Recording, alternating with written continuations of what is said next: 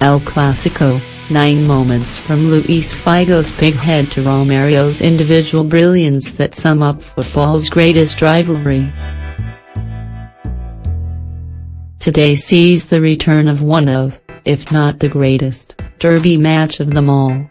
No, not Rochdale vs Barry, but Real Madrid vs Barcelona in the latest installment of the game they call El Clasico.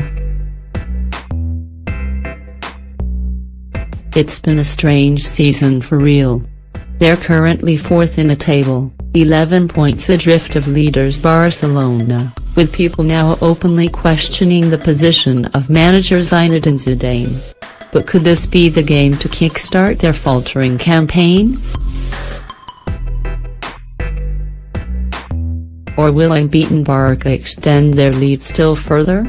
You can find out at 12 p.m. tomorrow when the sides kick off at the Santiago Bernabeu.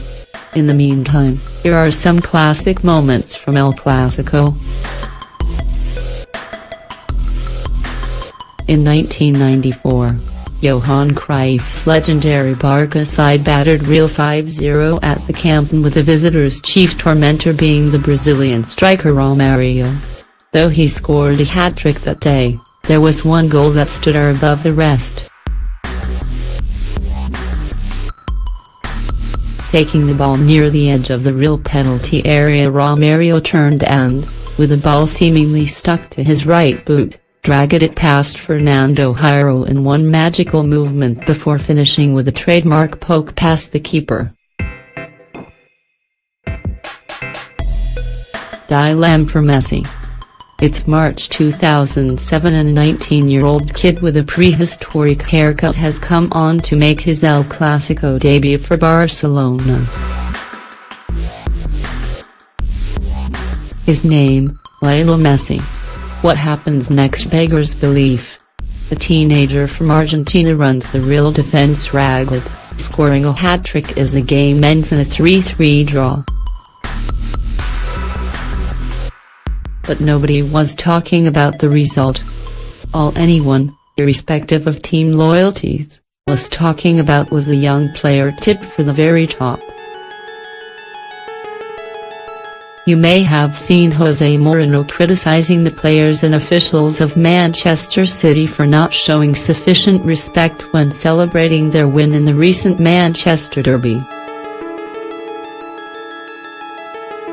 This is the same Jose Mourinho who, as Real Madrid manager, gouged the eye of then Barca assistant boss Tito Vilanova towards the end of a fiery Spanish Super Cup game in 2011. Seems class is temporary after all.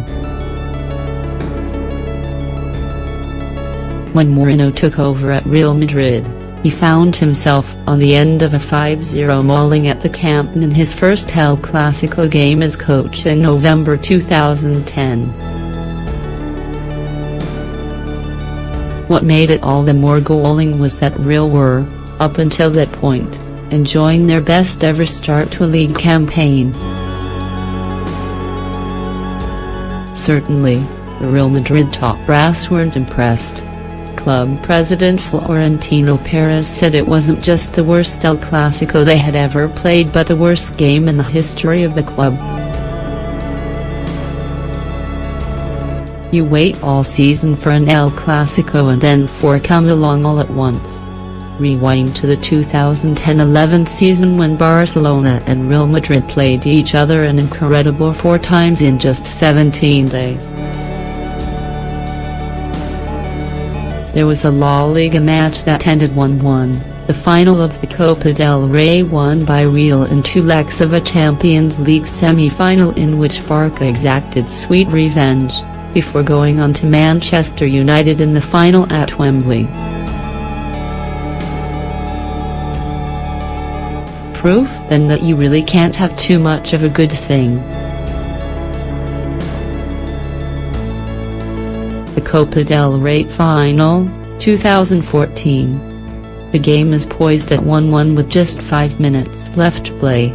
Real break from deep within their own half and the ball is fed to Gareth Bale near the halfway line. In a flash the Welshman rounds Barca's marked Barca despite the defenders shoving him 5 yards off the pitch in a desperate bid to stop him. He turns on the afterburners and sprints in on goal, poking it past Jose Manuel Pinto for a dramatic winner. Even Cristiano Ronaldo sat in the stands, celebrated. It was that good. The swine. It's fashionable for players these days to refrain from celebrating when they score against their old club, but that mark of respect isn't always a two-way thing. When Luis Figo returned to Barcelona after his controversial move to Real Madrid in November 2002, the Barca fans welcomed him with a shower of bottles, lighters and flares. Someone even threw a pig's head at him. That'll teach him, the turncoat. A clap of honor despite the rivalry, the vitriol, and, occasionally the violence. There is a grudging respect between the two clubs. Never was this more apparent than in May 2008 when Real Madrid took to the pitch at the Bernabeu with the title already in the bag and were applauded onto the pitch by the Barcelona team. That must have hurt. Ronaldo's standing ovation. That same respect was also evident in November 2005 when Barcelona's Ronaldo single-handedly tore Real Madrid to pieces at the Bernabeu with a display that had many commentators arguing it was the greatest ever in El Clasico. With the Catalans 1 goal to the good, the Brazilian opened up the Real defense time and time again, scoring 2 incredible solo goals, the second of which left Real keeper Iker Casillas proclaiming "Yo Flippo, I'm hallucinating," as he left the pitch that night.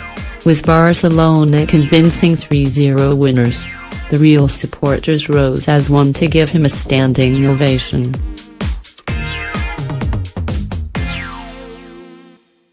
And nobody could say it wasn't deserved.